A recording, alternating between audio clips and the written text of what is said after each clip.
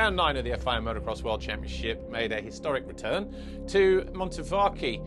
And of course, this circuit was in operation for Grand Prix since 1980. They probably had around about 8 or 9 events there over the course of the years, but for the first time in 20 years, MXGP returning to this historic venue in Tuscany. Now, back then, it was an uphill start in a clockwise direction, so uphill, left, and we used more of the hills up and down and around the back through the trees. And it was very kind of narrow and hard pack and slick and unpredictable. Now, it's been more modernized, goes in an anti-clockwise direction, a newly positioned start straight. Instead of going up and down the hills, we traverse left and right, almost like the French track. However, this throwback to the old school still remains. The hard pack, slick nature of the ground will kind of prove something a little bit different for the riders this weekend. So in terms of what we can expect from the riders, it's a massive unknown because they're not used to racing in these kind of conditions.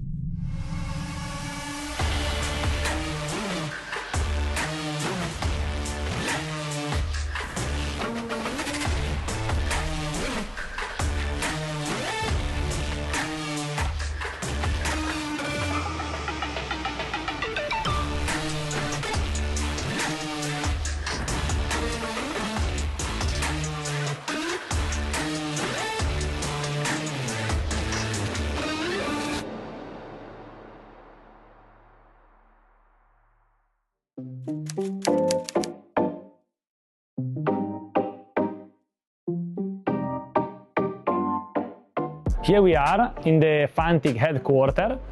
As you can see, we are here with the racing department where all the mechanics and engineers working for the new project and for improving the racing bikes.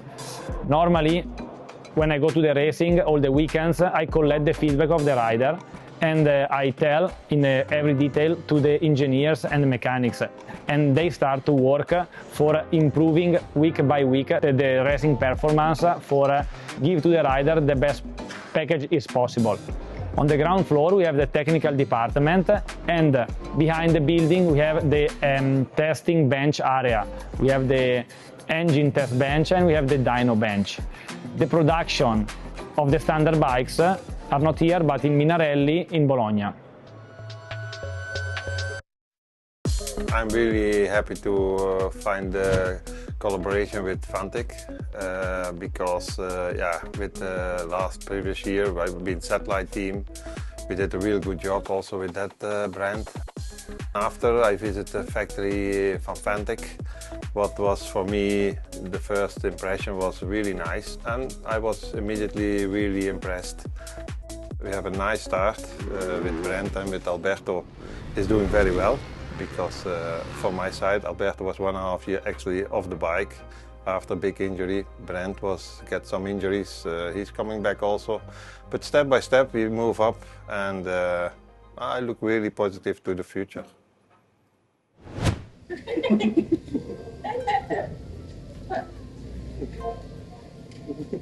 Io gli mando i bambini non ricapita. Quando i baci non ricapita.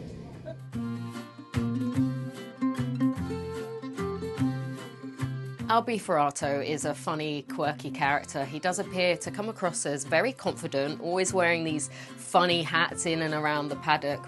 Even on a KTM privateer bike in 2023, he won a qualifying race win. In Majora, he almost got the podium, and he started to turn heads from the factory teams.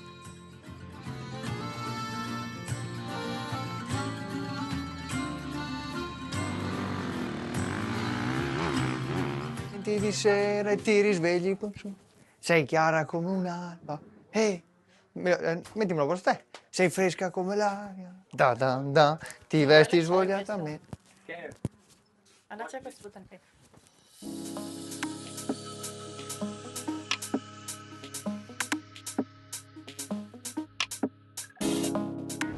I moved to Fantic last winter actually, and it was actually a pretty big change for me. I never rode that bike, and in some ways was adapting to everything. Moved back to Belgium, and Actually, we worked a lot. We had a late start of the winter season for me because of the injury. I've been out a lot last year, so that's just allowed me to start riding like end of December, beginning of January, slowly. So it was like big work to do, and still we are gaining ground every time. Actually, was my goal to be a factory rider, and I had the opportunity with Fantic, so I grab it with both hands, and now we try to improve every time, every week, every race, and we are growing. So just try to keep going up till we see where we end up.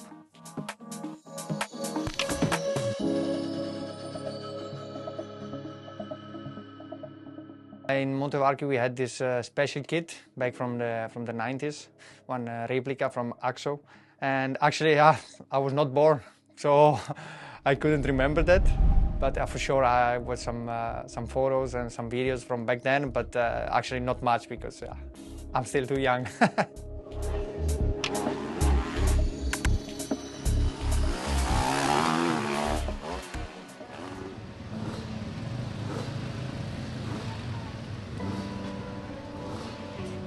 In the quali practice, actually I was feeling good today. I liked the track, although there were some complaints. It felt a little bit old school today, and I really liked it. But in the quali race I went down on a small weight section, and I flew off the bike, and I went into the fence. And this fence has like this big poles in between, and I hit it with my back. And yeah, I hurt my back pretty bad, but actually after I still rode. I put my fastest lap in my last lap, but then I went to the medical center to be sure, and yeah, they said I'm unfit to ride because of something in my back. It feels not too bad, but Monday I will go for a checkup at home to make sure what it is, and then yeah, we'll see from there.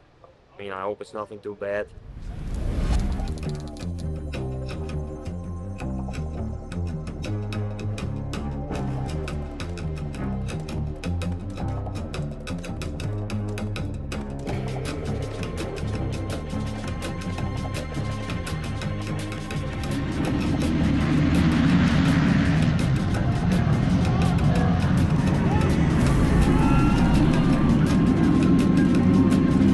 Guys are already in pit lane apparently.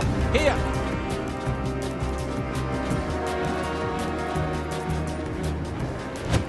After picking up the qualifying race win, the first MXGP race was just a huge disappointment for Tim Geiser. He got caught up in a first turn incident with Forato and Andrea Adamo and managed to get a foot peg stuck in his front wheel that completely damaged it. He came into pit lane, he made his repairs, but by the time he rejoined the race, he was almost a lap down. Tim did his best to recover, but he could not make it into those championship points. He crossed the line in 21st position, less than a second behind Brummer in 20th. Erlings bounces back from the disappointment of Latvia. He wins race 1 here in Italy.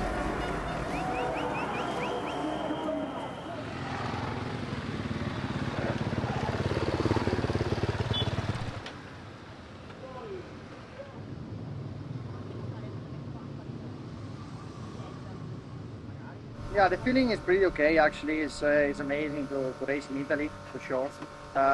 Like actually feeling with the track is so, but good. I'm happy. It was a solid start and first 15 minutes, so it was good. Today we go again, and then we see, and we try to bring home as much as possible. Yeah.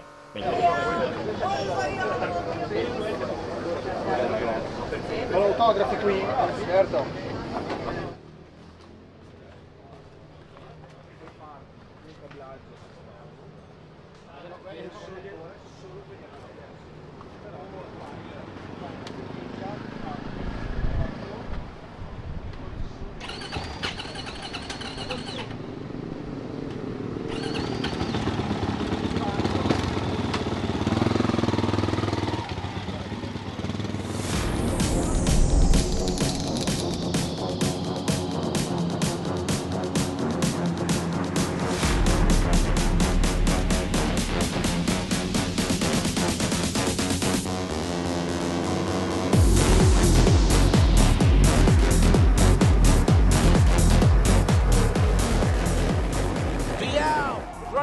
just wide, including his teammate.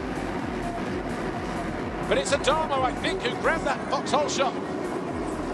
And it's the Italian who leads here. Geiser gets a better start, stays out of trouble. He's second by the time we reach turn 4.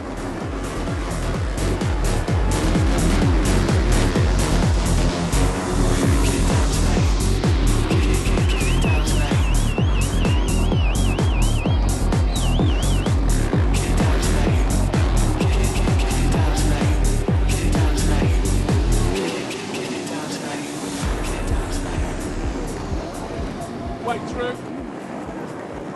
Geiser, once bitten, twice shy, knows he can't make the pass at the top of the hill. Oh, I tell you what, tucks it right into the side of Adamo.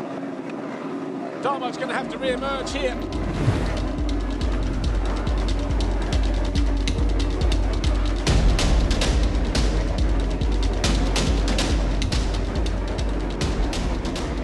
For Tim Geiser, it really was a case of what could, maybe should have been. After winning his qualifying race on Saturday, obviously not picking up points in race 1 on Sunday because of those damaged spokes in that first turn incident.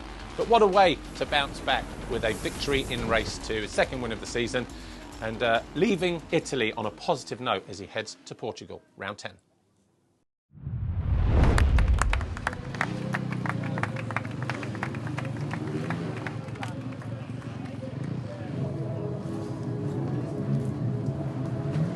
Jeffrey Hurlings found his way back to the top step of the podium in Montevarchi round 9, then back to winning ways to record his 116th Grand Prix victory, his 20th on Italian soil. Second overall, Lucas Kuhnen, and whilst he may have arrived with a 62-point advantage over Jeffrey Hurlings at the start of the weekend and extended it to 63 after the qualifying race, he leaves Italy for the next round in Portugal, having lost 6 points in total, so 56 now the gap between those two. And for Maxime Renault, third overall, his second visit to the podium of the season so far, in conditions that probably favoured him more than anybody else actually, that typical French style of circuit, hard, slick, throttle control, but it was a good fighting Grand Prix for the former MX2 world champion. He harassed and hassled Jeffrey Hurlings throughout that first race, and a good solid finish in race 2 meant that he left Italy third overall.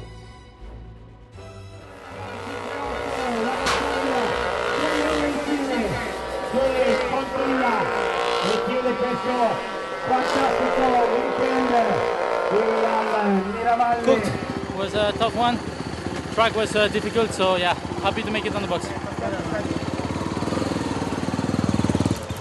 Was hoping to maybe get a top 5 and I got a podium, so I can't ask for better, you know. I'm super pumped with that, and I stayed on 2 wheels. Can't complain, I get second, I'm super pumped. Okay, see you next time. It's good, man. Good to be back. I mean, 2 bad weekends with the DNFs, but we bounced back with a win, so very pleased with it.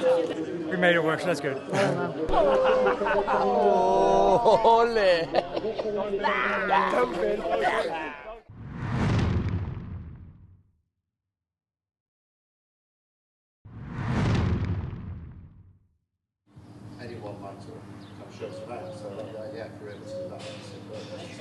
Workshop is here. So this is where everything happens then? Yeah, This yeah. is the team base. Yeah, this is our workshop. We work here last 4 years, since we made the team with Fantic and then with Ducati and now with Honda.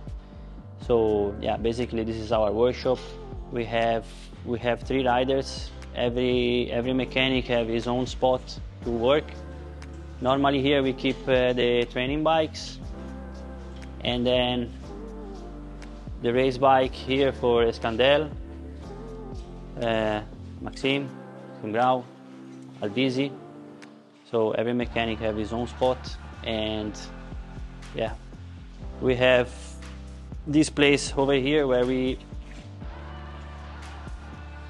make suspensions, because suspension we take care ourselves, my father. All done in-house? Yeah, all done in-house. In a less than 1 kilometer we have our private track. We have 3 tracks, a supercross track and 2 motocross tracks, so nice.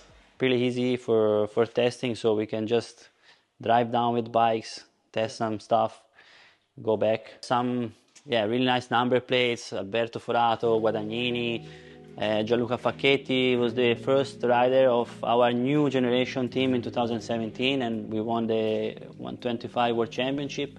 Yeah, this is also a special memory with Ducati. First GP of last year, first GP ever of Ducati. We got 4th place with Maddii, so obviously we were very excited, you know. My father, he was racing until 1990. Then he had problems with the knee, and then he couldn't ride so good anymore. And then he decided to start up the team. In the beginning with the Italian Federation with young riders. And then slowly he built it up with Puzzar and Chiodi, Squarna, Honda, Aprilia, and then he had a big long stop because I also ride myself professional from around 2006 to 2016, so like 10 years, where my father followed me, and he basically stopped the team for these 10 years. And then when I decided to also quit motocross, we start up again the team in 2017.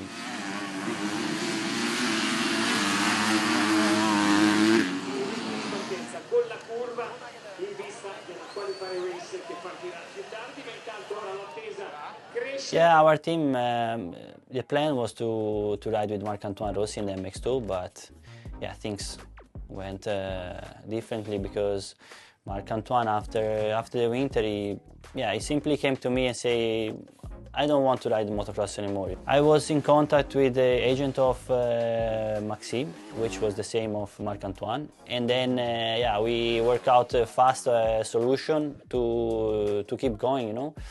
And then Jeremy, the agent of Maxime, told me, look, if you want, I think Maxime he's a good talent. He rode all the winter, he did the training, so he's kind of ready to go racing. And he asked me, do you want to make a test with him? And then I didn't know Maxime, but I followed him during his races in past, and I know a little bit his story. So I immediately say, it can be really good, you know. So I say, ask Maxime to come to us. We make a test for a week. We do some physical tests, we do some riding tests. He just live for motocross, you know, so we immediately understand that he was the right rider for us. Pesanti, cosa che gli è un po' sfuggita di mano in queste ultime gare, poi Carlis Racewis, tratto già Malin. The MX2 qualifying race was kind of uneventful if you were Mathis Valin. Got himself into the lead pretty early on, and from there he just controlled the pace, controlled the race, and went on to take his second qualifying win of the season. As for Guillaume Ferrez, he was involved in a first turn incident with a handful of other riders. There was Simon Langenfelder, Sasha Kuhnen, Liam Everts, Yannis Racelis, all went down in that first turn. It wasn't big crashes, it was just more simple slipovers and tip overs, things like that. But Guillaume Ferrez was the fastest of the guys in MX2, came from way back right the way through to get second. Were we surprised? Not really. His pace through the pre-practice and the time practice session was very, very rapid as well. So to see that translate into the qualifying race meant that he was probably going to be in for a good Grand Prix coming up on Sunday. For Ferruccio Zanchi, though, it was a different scenario. He put in a decent time, 8th, 9th in the time practice, got himself a decent gate pick. The rider from Florence, about an hour from the track, was really hoping to make an impact this weekend in the qualifying race. However, when it came to the gate drop, his Ducati failed to get off the line. He had a technical, couldn't even start the race. So highs and lows in the qualifying race on Saturday for Malin and for Ferruccio Zanchi. MX2 race 1, 30 minutes plus 2 laps. Who will it be that grabs that all-important foxhole shot? Pressure make diamonds, so I'm covered in ice. Got me out for the whole pie. I don't want Sasha Kuhnen, he was a little bit sloppy getting out of the turn. To the game, baby, that's my wife. Whole board getting wiped down. We don't play light, never psyched out. 100 proof, everything's fight. All boxes getting checked off, cause that's what I like. Got wings made of hundreds, I'm about to take flight. Blowing up, blowing up, blow it up, blow it up, hold it up. What a move that was for Guillaume Ferrez. Blow it up, blow it up, blow it up, hold it up, hold it up. Kuhnen runs it down the inside of Yannis Racelis, picks him off. Big stacks break off the whole team when you hear the buzz. That's the money machine, big name, all caps, long paper, tall green, can't you hear the buzz?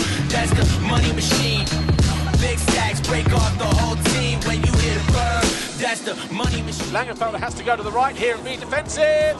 He's not. He leaves the door open. But guess what? Langenfelder tries to cut back to the inside. He can't. He's going to have to go to the outside. But as he does that, wrestles with all that loose dirt. Sasha Coonan, head down, gone. Back behind the bar pad for the little number 19. Rain or snow, you can get it, bro. Just how you like. Wrist shine in the light until it blinds you. Another win in the books.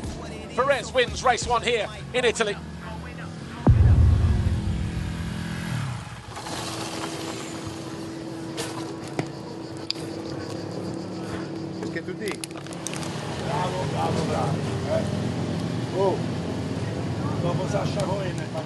It was okay. And I got the stone from Malin or something here. And full blood. Yeah, I see. Yeah. I saw Resulis, I didn't was cooked. I come close, but it was not enough. Not enough time, but... Yeah, Camden was ripping, so I tried to keep his momentum. Yeah. And Ferruccio was pushing in the back, so I gave it all to keep my place. Overall, though, positive race? Yeah, not bad. Which place? P9, I think. P9. Yeah, not bad. On to race 2. On to race 2. Good luck, man. She's not your public property, she's just a girl. She lost her way on thirst, she stays, she's not 5 second borders turn. She doesn't breathe, she doesn't leave. But it's Valin and Sasha Coonan. She scratches red and cuts too deep, there's nothing left to do. The world inside, she sees it solid black and turns inside. The world inside. 4th, there, the number 8 of Camden McClellan.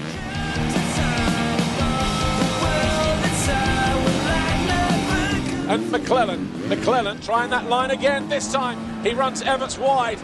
That's where McClellan was strong a lap ago.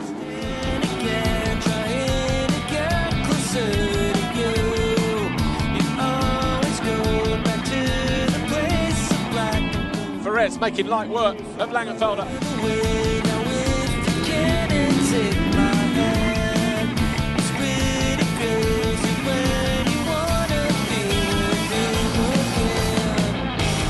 Having a good ride this weekend, the Frenchman on the Maddii Racing Honda ABF Italia machine.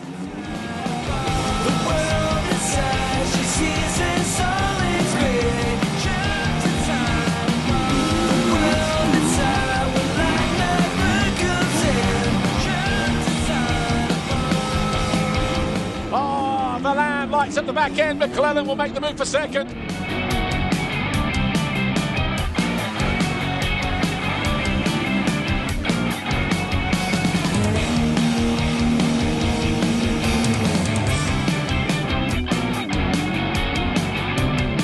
Coonan hanging on for now, but for how much longer?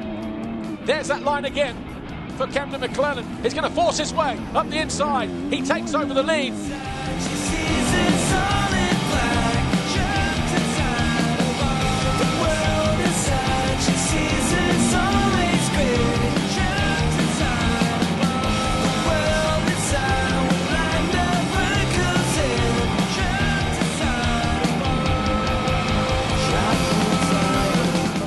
Everts forces his way down the inside, finally makes the pass happen.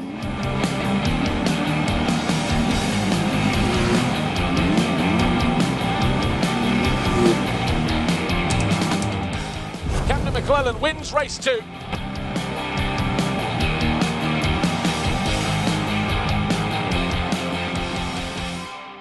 The Triumph Factory Racing team are going from strength to strength, and they hit another milestone in Italy with both riders sharing the race wins in MX2 for the first time. Because of that, they've leapfrogged ahead of Simon Langenfelder in the championship standings, and now the closest rivals to Sasha Coonan's lead. Guillaume's in second, Camden's in third, and they are both true contenders for the 2026 MX2 world title. The second race was good, like mature. I don't want to say easy because that's a bit disrespectful, but within a risk barrier, you know? Yeah, start helped. I needed that, and I need that more often. So we're coming. I need to keep clicking up those good starts and race wins. I'm capable of it, so just showed you. And on hard packs or sand specialist, no more. Now it's good. We hungry for more. Thanks. No, it's cool. Sasha Coonan winning in Italy, who would have thought? When the riders now are sort of kind of spoiled a little bit with the amount of track prep that goes on, nice and fluffy, well watered, very soft, a lot of traction. Coming into this weekend, riders didn't have that kind of security blanket, if you like, that luxury. To see Sasha Coonan, a rider who crashes at best on a well-prepped track, a lot of people thought maybe he would be the one to struggle the most. However, he proved everybody wrong. He was consistent. 2 second-place finishes, found his way past Langenfelder as well. He's gained a massive advantage at the top of the championship in terms of points as well. To see Sasha Coonan win for the first time, going 2-2 as well, was pretty impressive, given the conditions on the racetrack. Alien to most people, but maybe more so to him.